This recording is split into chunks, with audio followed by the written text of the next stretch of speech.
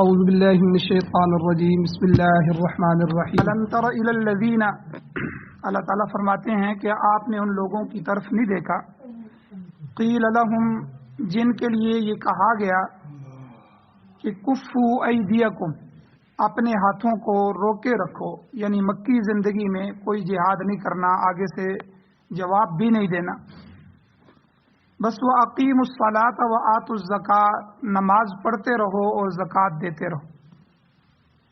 فلما کتب علیہم القتال پھر جب مدنی دور آیا، ہجرت ہو گئی، فلما پس جب کتب علیہم القتال ان پر قتال لڑائی جہاد فرض کر دیا گیا، تو اذا فریق منہم اچانک ایک فریق ان میں سے یخشون الناس وہ لوگوں سے ڈرتا ہے، کخشیت اللہ جیسا کہ اللہ سے ڈرنا ہوتا ہے، او اشد خشیہ یا اس سے بھی زیادہ وہ ڈر، وقالو اور انہوں نے کہا کہ ربنا اے ہمارے رب لم کتبت علینا القتال آپ نے ہم پر جہاد قتال لڑائی کیوں فرض کر دی، لولا اخرتنا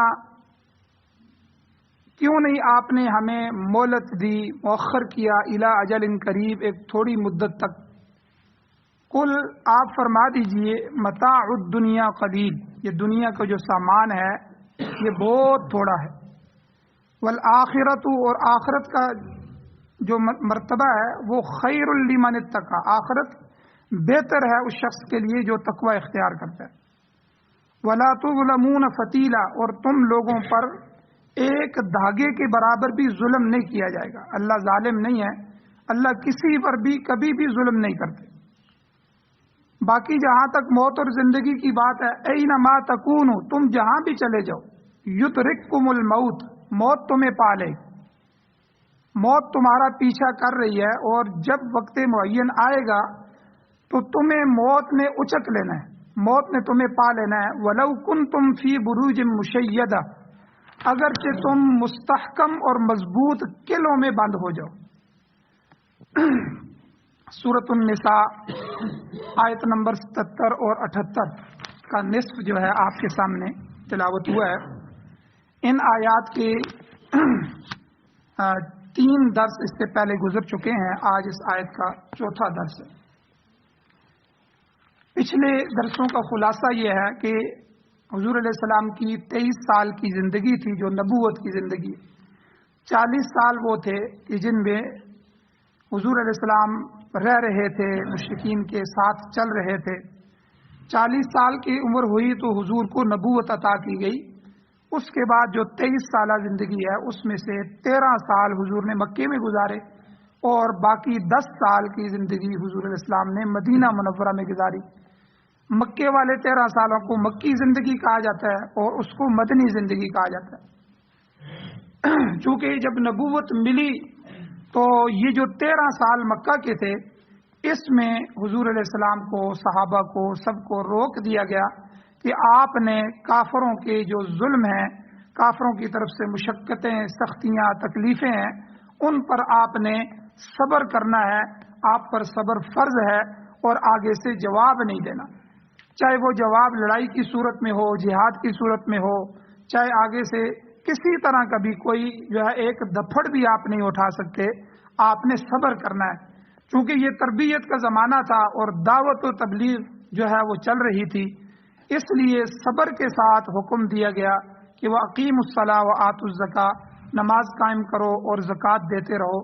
نماز اور زکوٰۃ تمہاری تربیت کے لیے ہے کہ یہ دو گویا کہ اللہ تعالیٰ نے تربیتی نصاب ان کو دیے کہ نماز پڑھنے سے تعلق مع اللہ، اللہ کے ساتھ تعلق مضبوط ہوگا، اور زکوٰۃ دینے سے مخلوق کے ساتھ تعلق مضبوط ہوگا، ان کے حقوق ادا ہوں گے، اور تفصیل اس سے پہلے گزر چکی ہے۔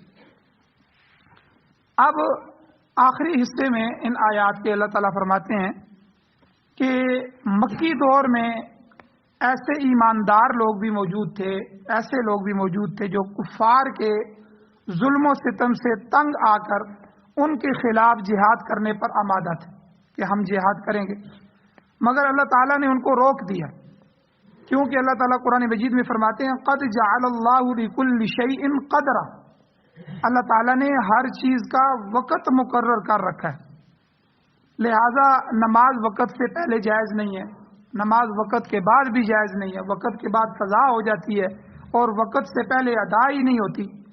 تو نماز کا وقت شروع ہوتا ہے تو اذان ہوتی ہے اور اس کے بعد نماز ہوتی ہے، وقت کے اندر اندر نماز ہوتی ہے۔ یہاں سے لے کر یہاں تک فجر کا وقت ہے، یہاں سے لے کر یہاں تک ظہر کا وقت ہے، عصر کا وقت ہے، مغرب کا وقت ہے، اس کے بعد عشاء شروع ہو جاتی ہے، پھر عشاء کا وقت ہے۔ تو اپنے اپنے وقت ہر چیز، قد جعل اللہ لکل شیء قدرا، تحقیق اللہ تعالیٰ نے ہر چیز کے لیے ایک وقت مقرر کر رکھا ہے، ایک اندازہ بنا دیا ہے۔ اسی طرح زکوٰۃ سال کے بعد اس کا اپنا وقت ہے، روزے وہ سال کے بعد اس کا اپنا مہینہ شروع ہو جاتا ہے، جو ہی چاند نکلتا ہے تو رمضان کی بہاریں شروع ہو جاتی ہے، چاند نہ نکلے تو اگلے دن کا انتظار کیا جاتا ہے۔ تو ہر چیز اپنے وقت مقررہ پر ہے۔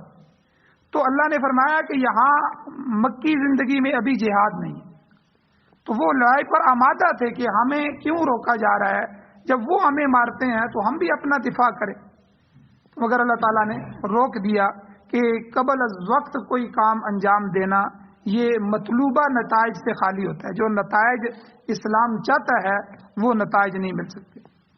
پھر جب مسلمان شروع میں مسلمان ہو رہے تھے تو وہ جذبات بھی تھے، تو ابتدائی ٹریننگ اور تربیت بھی ضرورت تھی، تو اس لیے ایک مضبوط جماعت کا تیار ہونا بہت ضروری تھا کہ جو جب وقت آ جائے اور جب جہاد فرض ہو جائے تو پھر وہ دشمن سے ٹکر لے سکے۔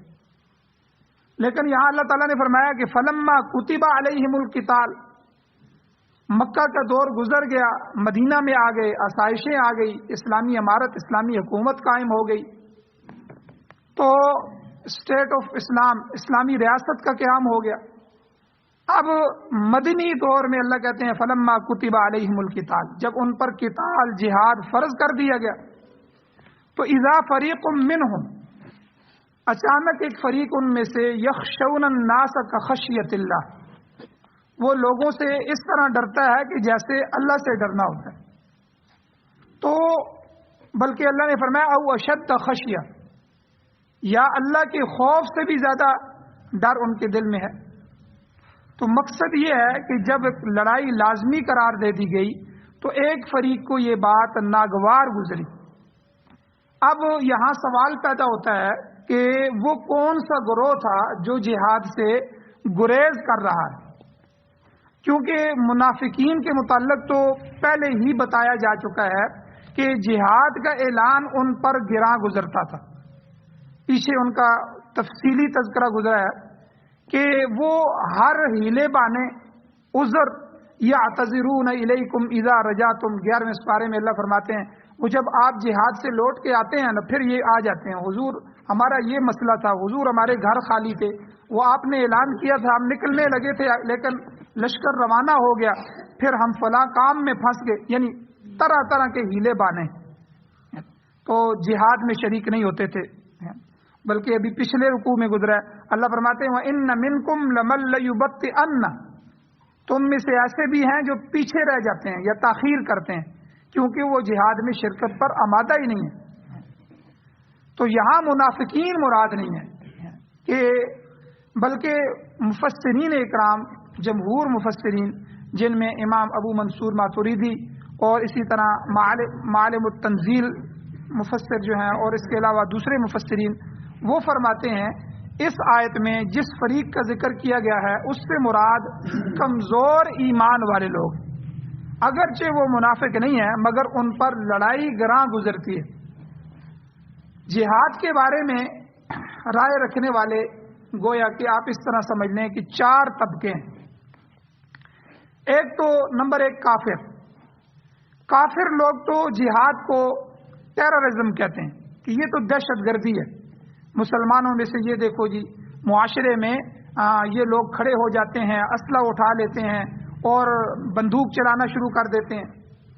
حالانکہ آپ دیکھیں پوری دنیا میں امریکہ اور یہود و نصارہ ہر ایک ملک کو انہوں نے پریشان کیے ہوئے، ہر جگہ انہوں نے مسلمانوں کو اور کئی ممالک کو انہوں نے تباہ کر دیا ہے، اور یہ اپنے لیے نہیں کہتے۔ مسلمانوں کا جو ہے کافروں کا کہنا پھر سمجھ آ جاتا ہے کہ وہ मुजाहिदीन को दहशत गर्द कहते हैं, लेकिन हमारे मुसलमान ममालिक, मुसलमान हुक्मरान, मुसलमान भाई भी उनको दहशत गर्द कहना शुरू कर देते। हालांकि दहशत गर्दी की तारीफ पूछी गई है, भाई दहशत गर्द किसे कहते हैं, तो उसकी तारीफ भी वो अपनी पार्लियामेंट में नहीं कर सके। अक़वाम मुत्तहिदा के फॉर्म पर यह तारीफ पूछी गई, भाई आप इसकी तारीफ बताएं, क्या अपने मुल्क के लिए लड़ने वाला, अपना दिफा करने वाला, वो भी टेररिज्म है, वो भी दहशत गर्द है, तो वो तारीफ नहीं कर सके। हालांकि अक़वाम मुत्तहिदा को जो चार्टर है, पूरी दुनिया की कौमों को जो अक़वाम मुत्तहिदा ने जोड़ा हुआ है कि हम हर एक का दिफा करेंगे और ये करेंगे, फैसले करेंगे, और उसका जो चार्टर है, उस चार्टर में ये लिखा हुआ है कि कोई भी मुल्क किसी दूसरे मुल्क पर हमला करता है, हमारे अक़वाम मुत्तहिदा में से जो कौमें मुत्तहिद हैं, तो दूसरा मुल्क अपने मुल्क की, अपने जान की, अपने लोगों के दिफा का हक रखता है। ये टेररिज्म नहीं है, बल्कि ये फ्रीडम फाइटर हैं, ये अपनी आज़ादी के लिए लड़ने वाले लोग हैं। यानी अक़वाम मुत्तहिदा का चार्टर भी इनको दिफा देता है। और आप पूरी दुनिया में देखें, जिहाद दो किस्म का होता है। एक होता है जिहाद तारुज़ी, आगे बढ़ के खुद हमला करो और दूसरे ममालिक पर जो है कब्जा करो और इस्लाम का झंडा ले रहो, और फितने और फसाद वाले ममालिक जितने भी हैं उनके साथ लड़ो और उनके फितने को ख़त्म करो और इस्लाम के झंडे को गालिब करो, पूरी दुनिया में इस्लाम लाने के लिए कोशिश करो। एक तो ये है कि तारुज़ किया जाए, तारुज़ी जिहाद। एक है दिफाई जिहाद, कि आप अपने घर में बैठे हुए हैं, वो आगे आपके घर में हमला कर देता है, आपके मुल्क में हमला कर देता है, तो ये होता है कि अपना दिफा, ये तो दिफा फर्ज हो जाता है। याद रखिए, जिस मुल्क पर काफिर ने हमला कर दिया, उस मुल्क के हर बासी पर, हर फर्द पर जिहाद फर्ज ऐन हो जाता है। वो बीवी हो, खामद हो, बच्चे हो, गुलाम हो, उसको अपने आका से पूछने की जरूरत नहीं है। बीवी जो कुछ उसमें अपने दिफा के लिए कर सकती है, बच्चों को भेज सकती है, सामान दे सकती है, अपना जेवर उतार के दे सकती है। भाई जान तो बचे, मुल्क बचे, वतन नहीं है, मुल्क नहीं है, ईमान नहीं है, तो फिर क्या होगा, इज्जत महफूज नहीं है, तो किसी खावन से, किसी से पूछने की, जिहाद फर्ज ऐन हो जाता है। जिस तरह अफगानिस्तान में जो 56 ममालिक आए थे, उन्होंने हमला किया था, तो हर अफगानी पर, हर शहरी पर जिहाद फर्ज ऐन था कि काफिरों को अपने मुल्क से निकालें, अपने मामलात खुद सुलझाएं, खुद आपस में बैठें, और यही हुआ भी। तो बहरहाल ये एक तो जिहाद फर्ज ऐन है। बाकी दूसरे मुल्कों पर जब उनकी अफवाज अपने मुल्क के दिफा के लिए काफ़ी न हो, तो फतावाजात में ये लिखा हुआ है कि फिर दूसरे साथ वाले मुल्क पर जिहाद फर्ज हो जाता है, फिर साथ वाले पर हो जाता है, यहाँ तक कि मशरक और मगरब तक के मुसलमानों के लिए उस मुल्क का दिफा करना जरूरी हो जाता है, सब पर जिहाद फर्ज हो जाता है। और अक़वाम मुत्तहिदा के ये चार्टर में लिखा हुआ है कि और पूरी दुनिया में आप देखें जितने मुसलमानों पर हमले किए गए, कश्मीर के कश्मीरियों ने उठ के इंडिया पर हमला किया, वो तो अपने दिफा में लगे हुए हैं, इंडिया ने अपनी फौजी उतारी हैं। अब आगे से जब वो जिहाद करते हैं तो कहते हैं ये दहशतगर्द है। अजीब फलसफा है दुनिया का कि वो अपनी माओ बहनों बेटियों की भी हिफाजत न करें, अपनी सरजमीन को भी न छुड़ाएं, आगे से असला भी न उठाएं।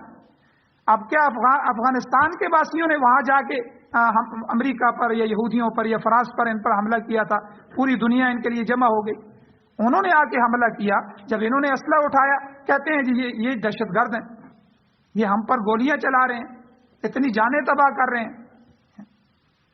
और फलस्तीन को आप देखें, फलस्तीन के वासी अमन से रह रहे थे, बैतुल मक़दिस की हिफाजत कर रहे थे, अपना नमाज रोज़ा कर रहे थे, और पूरी दुनिया ने चालें चली, साजिशें की, और पूरी दुनिया से यहूदियों को बुलाया और वहाँ जो है उन्होंने अपने उसकी इसराइल की बुनियाद रखी, और फिर बुनियाद रखी, और फिर वो इसराइल दिन ब दिन कब्जा कर रहा है, और करते करते तकरीबन जो है वो 80 से 90% फलस्तीन पर कब्जा कर चुका है, और पूरी दुनिया जो है वो उसको इसराइल का हक तस्लीम करने पर तैयार हो रही है, और फलस्तीनियों का हक तस्लीम करने के लिए कोई तैयार ही नहीं है। और वो अपने मुल्क के लिए हमास और दूसरे उनकी तंजीमें, तहरीकें, उनके बासी और शहरी जब असला उठा रहे हैं तो कहते हैं देखो जी ये तो खुले दहशतगर्द हैं, दहशतगर्दी करते हैं।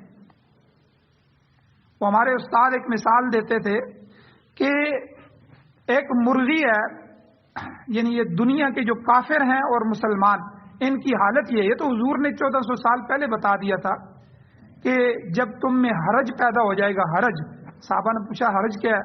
فرمایا حب الدنیا و کراہیت الموت، جب موت سے نفرت اور دنیا کی محبت تمہارے دل میں آ جائے گی، پھر یہ کافر قومیں تم پر حملہ کریں گی، اور حضور نے مثال دی، ایسے حملہ کریں گی جیسے ایک پلیٹ بھوکھوں کے سامنے رکھ دو، سارے بھوکے بیٹھے ہوئے ہوں تو وہ کس طرح پلیٹ کے ساتھ حشر کریں گے؟ تو ہر ایک ہاتھ ڈالے گا، ہر ایک کوشش کرے گا یہ لقمے سارے میرے پاس آ جائیں۔ تو صحابہ نے پوچھا حضور ہماری تعداد کم ہوگی، مسلمان کم ہو جائیں گے؟ فرمایا نہیں، مسلمان بہت زیادہ ہوں گے لیکن حرج پیدا ہو جائے گا۔ پھر پوچھا حرج کیا؟ فرمایا یہ دنیا کی محبت اور جو ہے موت سے نفرت۔ مسلمان تو ہر وقت موت کے لیے تیار رہنے والے۔ تو پوری دنیا میں، اور امریکہ نے خود جو ہے وہ جتنے ممالک پر حملے کیے، اب عراق پر حملہ کیا، آپ دیکھیں ہنستا بستا کھیلتا ہوا شہر تھے، علاقے تھے، ملک تھا، ان کا امن تھا، نظام چل رہا تھا، اور کیا جواز رکھا کہ یہاں ایٹمی ہتھیار ہیں۔ اور پھر جب وہاں ان کی ماہرین گئے، پوری دنیا نے دیکھا، وہاں ان کے ماہرین گئے، انہوں نے کہا یہاں تو کوئی ایٹمی ہتھیار نہیں ہے۔ وہاں لیکن حملہ ہو چکا تھا اور انہوں نے 20 لاکھ کے قریب عراقی مار دیے۔ اب ان 20 لاکھ عراقیوں کو کون حساب کرے؟ مسلمان تھے، ان کا خون بہا دیا گیا، ان کے شہر تباہ کر دیے گئے، اور 18-20 لاکھ کی تعداد افغانوں کی شہید کر دی گئی، اور جو ہے اس کا کون حساب لے گا؟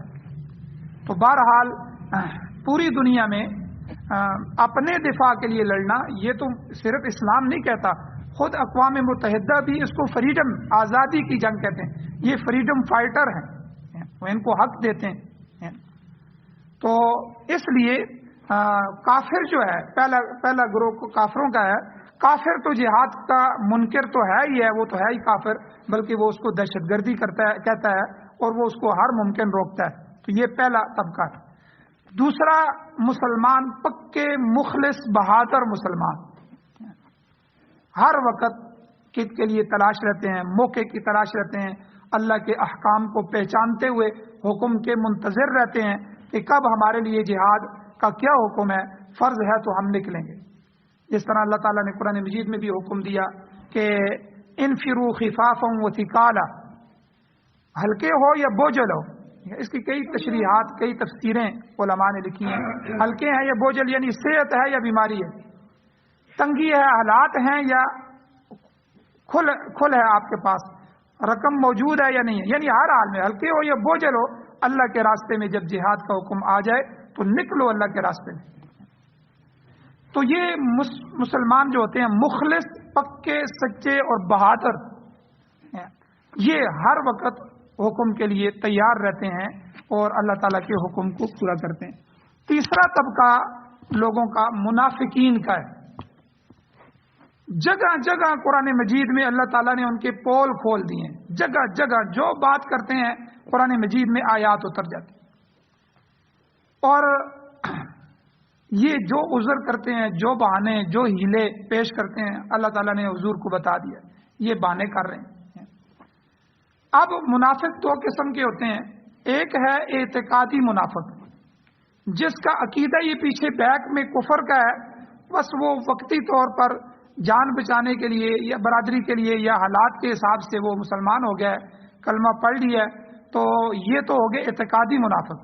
جس طرح حضور علیہ السلام کے زمانے میں جو چند منافقین تھے، عبداللہ ابن ابی ابن سلول، یہ تو اس کی تو جو ہے وہ چادر پوشی اور تاج پوشی ہونے والی تھی، اتنے میں حضور آ گئے، اور پھر وہ مکہ کے آئے ہوئے لوگ بے سر و سامانی حالت میں، پھر ان کو حکومت مل جائے، لوگ اپنے علاقے میں باہر سے آئے ہوئے لوگوں کو قبول نہیں کرتے، تو قبول کر بھی لیں علاقے کے لوگوں کی وجہ سے یا کسی وجہ سے، تو وہ منافقانہ طور پہ قبول کرتے ہیں۔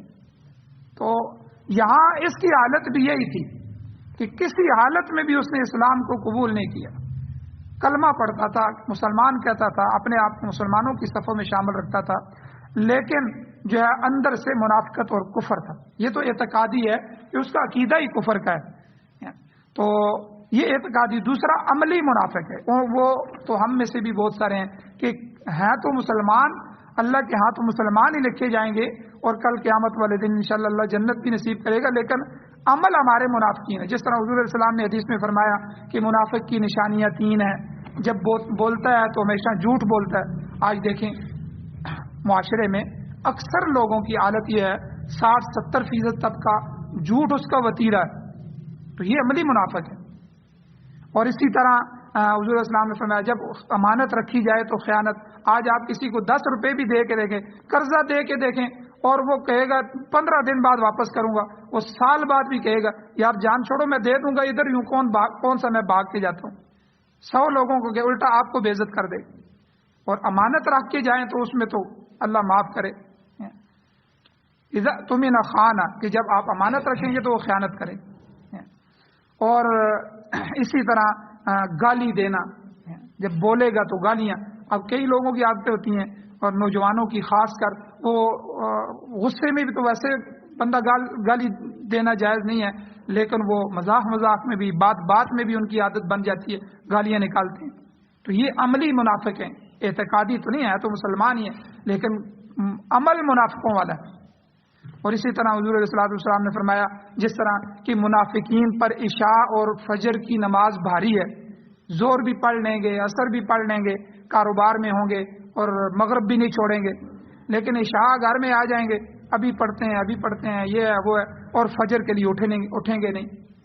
خود حدیث میں فرمایا ہے کہ منافقین کے لیے مومن آدمی تو چھلانگ لگاتا ہے، وہ تو پہلے سے تیار بیٹھتا ہے، اس کی آنکھیں خود بخود کھل جاتی ہیں، وہ تو کچی نیند سوتا ہے صرف آرام کرنے کے لیے تاکہ میں فجر اللہ کے سامنے پڑھ لوں، بلکہ اس سے بھی پہلے اٹھ کے وہ تہجد کا اہتمام کرتا ہے. تو منافقین کے لیے 2 نمازیں حضور نے خاص فرمائی، یہ بھاری ہیں. تو یہ سارے عملی منافق ہیں.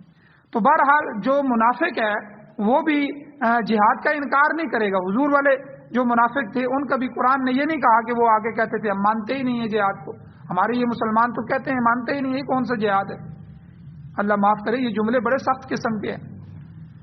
لیکن وہ منافق جو تھے حالانکہ وہ پکے منافق تھے، وہ اعتقادی منافق تھے، پھر بھی ان کو یہ جرت نہیں ہوتی تھی کہ 5 وقت کی نماز بھی جماعت سے چھوڑ دیں. یہ حدیث میں بھی لکھا ہوا ہے کہ 5 وقت کی نماز بھی ان کو چھوڑنے کی ضرورت نہیں ہوتی. لیکن جہاد چونکہ سخت چیز ہے، جان جاتی ہے، اس لیے تاخیر کر دیتے تھے، لشکر اسلام نکل جاتا تھا. حالانکہ جس طرح حی علی الصلاۃ کی آواز لگتی ہے تو نماز فرض ہو جاتی ہے، نماز کا وقت ہے، فوراً ہر چیز چھوڑ کے نماز کی طرف آنا ضروری ہو جاتا ہے. اذان یہ اللہ کا منادی آواز دیتا ہے، اسی طرح یہ آواز لگتی تھی حی علی الجہاد حضور کی طرف سے. حضرت حنظلہ رضی اللہ تعالیٰ عنہ کا واقعہ کتنا مشہور واقعہ ہے کہ شادی ہوئی اور پہلی رات ہے، بیوی ہے، ملاعبت ہوئی، مصاحبت ہوئی اور ابھی غسل نہیں کی، آواز لگ گئی حی علی الجہاد. حضور نے فرمایا اے ایمان والو جہاد کے لیے نکلو. تو اتنا بھی وقت صبر نہیں کیا کہ غسل کر لوں، شرعی غسل ہے. اللہ کے راستے میں نکل گئے، گھوڑا باندھا، زین باندھی، بس وہی دیر لگی، تیر تلوار اٹھائے، اپنے مشکیزے کسے اور گھوڑے کو تیار کیا اور نکل پڑے، اور پھر اسی جہاد میں شہید ہو گئے. جب شہید ہوئے تو حضور علیہ السلام جب ان کے اس میت پر پہنچے تو حضور نے چہرہ دوسری طرف فرمایا. صحابہ نے پوچھا حضور کیا؟ فرمایا کہ میں فرشتوں کو دیکھ رہا ہوں کہ حضرت حنظلہ کو غسل دے رہے. پھر حضور نے ان کو غسیل ملائکہ کہا، یہ ان کا لقب تھا. تو صحابہ تو اتنی دیر بھی گوارا نہیں کرتے، یہ وہ مخلصین پکے اور بہادر قسم کے لوگ. اور منافقین یعتذرون الیکم اذا رجعتم، شروع میں اللہ نے یہ فرما دیا وان منکم لبل یبطئن، کہ وہ تاخیر کرتے ہیں، پیچھے رہ جاتے ہیں، ٹال مٹول کرتے رہتے ہیں، لشکر نکل جاتا ہے، پھر جب جہاد سے آپ واپس آ جاتے ہیں، ہفتہ 2 ہفتے جتنا وقت لگے، اس کے بعد یہ آگے پیش ہونا شروع ہو جاتے ہیں اور عذر اور بہانے اور ہیلے اور یہ وہ سارا آپ کے سامنے رکھتے ہیں. تو یہ تیسری قوم ہے. چوتھی قوم مسلمان ہے، منافق بھی نہیں ہے، نہ اعتقادی منافق ہیں نہ عملی منافق ہیں، لیکن بزدل ہیں. یاد رکھیں بزدلی جو ہے یہ مسلمان کے اندر اچھی صفت نہیں ہے. تو اس سے حضور علیہ الصلوۃ والسلام نے دعاؤں میں پناہ مانگی ہے. من الجبن والخزن، اللہم انی اعوذ بک من الجبن والبخل. اور یہ پوری بخل، جبن، بزدلی، قرض اور یہ جتنی بھی چیزیں ہیں ان سے حضور علیہ السلام نے باقاعدہ دعاؤں میں دعائیں سکھلائی ہیں اور دعائیں کر کر کے حضور علیہ السلام نے ہمیں تعلیم بھی دی ہے اور اس میں باقاعدہ پناہ مانگی ہے، اللہ مجھے بزدل نہ بنانا، تو میرے دل کو کمزور نہ کرنا. تو ہے وہ مسلمان ہوتا ہے، اس پر حکم نہیں ہے. تو یہاں جو یہ تفصیل بیان کرنے کا مقصد یہ ہے کہ یہاں جو بیان ہو رہے ہیں کہ فلما کتب علیہم القتال، جب لڑائی ان پر فرض کر دی گئی مدنی دور میں، اذا فریق منہم یخشون الناس، اچانک ایک فریق ان میں سے لوگوں سے ڈرنا شروع ہو جاتا ہے، کخشیت اللہ، ایسا ڈرتا ہے جس طرح اللہ سے ڈرتے ہیں لوگ، بلکہ اللہ کہتے ہیں او اشد خشیہ، یا اس سے بھی زیادہ ان کے دل میں ڈر ہو. تو یہ جو ہے یہ چوتھا طبقہ ہے کہ نئے نئے مسلمان تھے اور ہے پکے مسلمان تھے، لیکن ابھی جو ہے وہ بزدلی سی تھی، جبن تھا کہ جس کی وجہ سے وہ نکلنے کے لیے تیار نہیں. تو اگر خدا نہ خواستہ جہاد پر ان کا عقیدہ نہ رہا ہو تو وہ تو فرض کا انکار ہو جاتا ہے، وہ تو مجرمین کی فہرست میں، کافرین کی فہرست میں بندہ شامل ہو جاتا ہے. مگر ایسا نہیں ہے، بعض اوقات بات زبان تک بھی نہیں آتی بلکہ محض دل میں وسوسے پیدا ہوتے ہیں کہ شاید ہم دشمن کا مقابلہ نہ کر سکیں، شاید ہم وہاں مغلوب ہو جائیں، شاید ہم مارے جائیں. تو یہ اس کو حدیث نفس کہتے ہیں. ٹھیک ہے، 3-4 قسمیں ہیں، ان میں سے یہ حدیث نفس کا خیال. ٹھیک ہے، نفس میں یہ شرعاً قابل مواخذہ نہیں ہے، شریعت میں اس پر مواخذہ نہیں ہے کہ جو باتیں دل میں آ رہی ہیں، دل میں تو برائی کے کئی خیال آتے رہتے ہیں. ٹھیک ہے، زنا کا خیال آتا ہے، کئی برائی کے خیال آتے ہیں، ان خیالات کو بندہ جھٹک نہیں سکتا، خود لاتا نہیں ہے. تو اس لیے کہتے ہیں خود لانا، خود اس سے تلذذ حاصل کرنا، خود خیالوں کی دنیا میں کھو جانا، خیال بنانا، یہ شرعاً اس پر مواخذہ ہے، یہ جائز نہیں ہے. خیالات آتے رہیں، وارد ہوتے رہیں، حدیث نفس کے اوپر وہ وارد ہوتے رہتے ہیں اور وہ بندہ ان کو جھٹکتا رہتا ہے، اعوذ باللہ من الشیطان الرجیم پڑھتا رہتا ہے اور اللہ کی پناہ میں آتا رہتا ہے. تو یہ قابل مواخذہ نہیں. تو یہاں مفسرین نے لکھا ہے کہ اسی طرح کی باتیں تھیں، یہی چیز تھی، وہ حدیث نفس تھا کہ ان کے دل میں یہ خیال پیدا ہوا کہ اتنی بزدلی سی پیدا ہو گئی کہ کیسے جہاد کریں گے، کیونکہ ابھی جہاد فرض ہوا تھا پہلی دفعہ، لڑائی میں شاید وہ مضبوط ہیں، شاید ہم مغلوب ہو جائیں تو شاید جان چلی جائے. تو اس طرح کے کچھ حدیث نفس وارد ہوئے ان پر، تو جن کو اللہ تعالیٰ نے سختی سے ڈانٹا کہ صحابہ کے لیے، مخلص لوگوں کے لیے یہ بھی ہمیں گوارا نہیں. تو اللہ تعالیٰ نے ان کے جملے ذکر فرمائے. انہوں نے کہا لولا اخرتنا الی اجل قریب، اے اللہ ہمیں کچھ مزید مہلت دے دی جاتی تاکہ دشمن سے مقابلہ نہ کرنا پڑتا. اس میں مال اور جان کا ضیاع بھی ہو رہا ہے اور مال اور جان بھی جا رہا ہے. تو لوگوں کے اس قسم کے خیالات کے متعلق حکم ہوا. اللہ نے فرمایا قل، اے میرے پیغمبر آپ کہہ دیجئے، متاع الدنیا قلیل، دنیا کی زندگی کے لیے جی رہے ہو، دنیا کی زندگی کے لیے جہاد نہیں کرنا چاہتے ہو، دنیا کے لیے اس کو چھوڑنا نہیں چاہتے ہو، دنیا کی زندگی کا فائدہ تو بالکل تھوڑا ہے. متاع کیا 50 60 70 سال کی زندگی اور وہاں اربوں خربوں اور خربہ خرب سال، یعنی یہ تو صرف بتانے کے لیے، ورنہ نہ ختم کے لیے ہونے والی لامحدود زندگی، اس کے مقابلے میں یہ 60 70 80 100 سال کی زندگی ہے. تو اس زندگی کے لیے اس زندگی کا سودا کر رہے. تو اللہ تعالیٰ نے فرمایا یہ زندگی کتنی لمبی ہو سکتی ہے، 10 20 50 100 سال، اسے آخر ایک دن ختم ہونا ہے. تم زندگی کے اس معمولی سے فائدے کے لیے آخرت کے اجر عظیم سے محروم ہونا چاہتے ہو.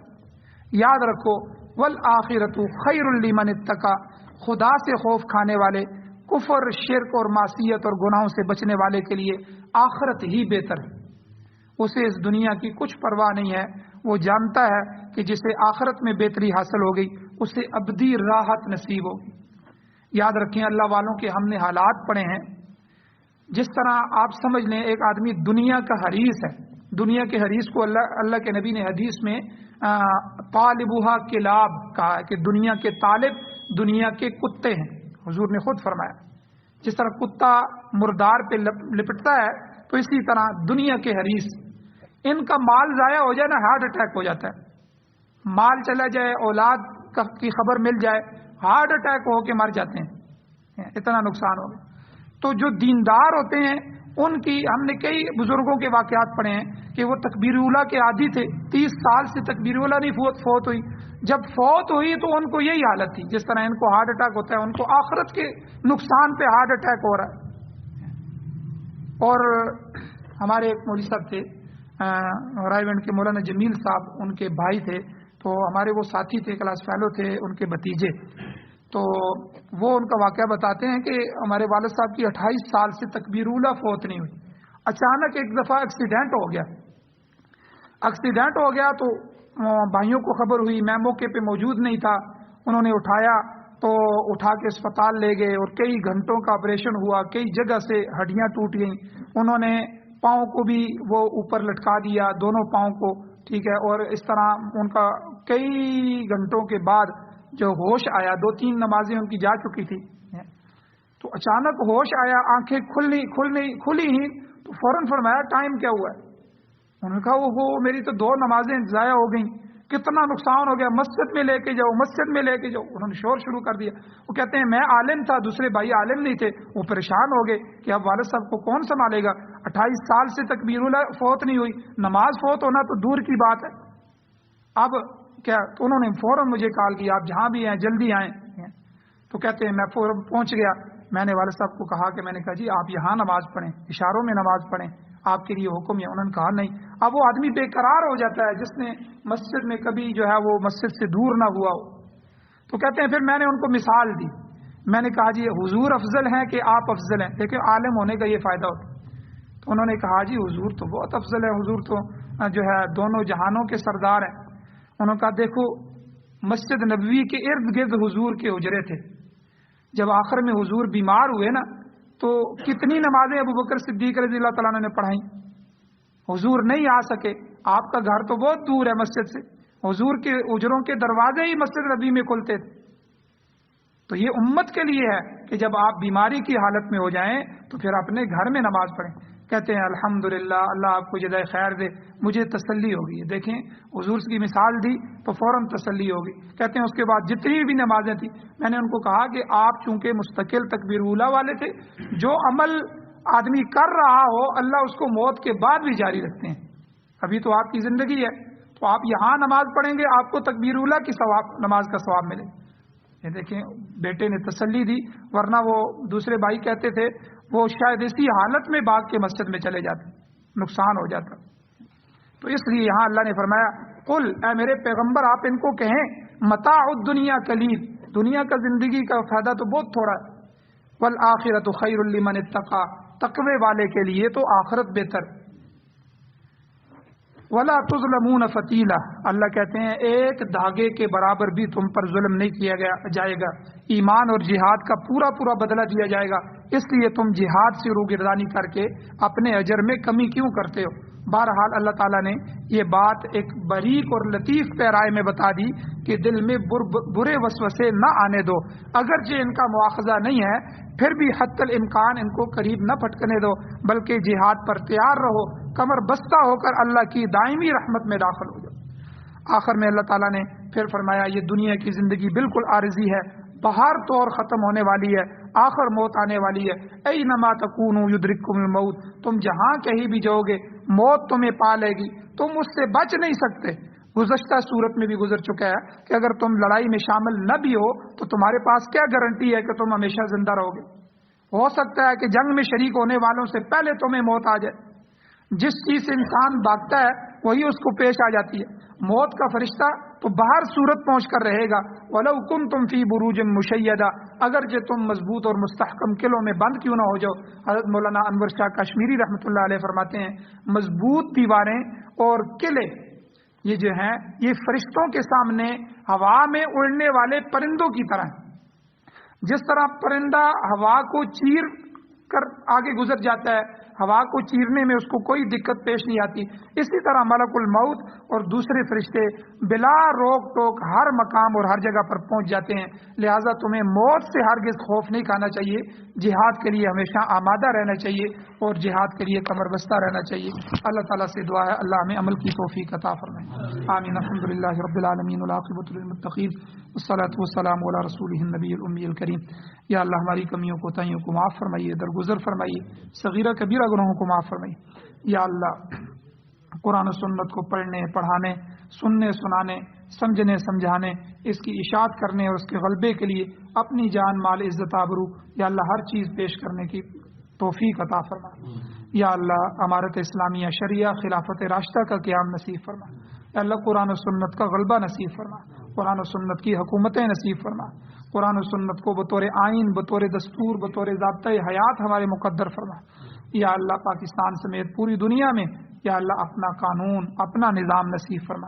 یا اللہ جو حضرات پریشان حال ہیں ان کی پریشانیوں کو دور فرمائی، جو بیمار ہیں ان کو شفا عطا فرمائی۔ یا اللہ جو حضرات ایمان کی حالت سے اس دنیا سے جا چکے ہیں یا اللہ ہم سب کی بخشش فرمائی۔ صلی اللہ تعالی علی خیر خلقہ محمد و آلہ واصحابہ اجمعین برحمتک یا ارحم الراحمین۔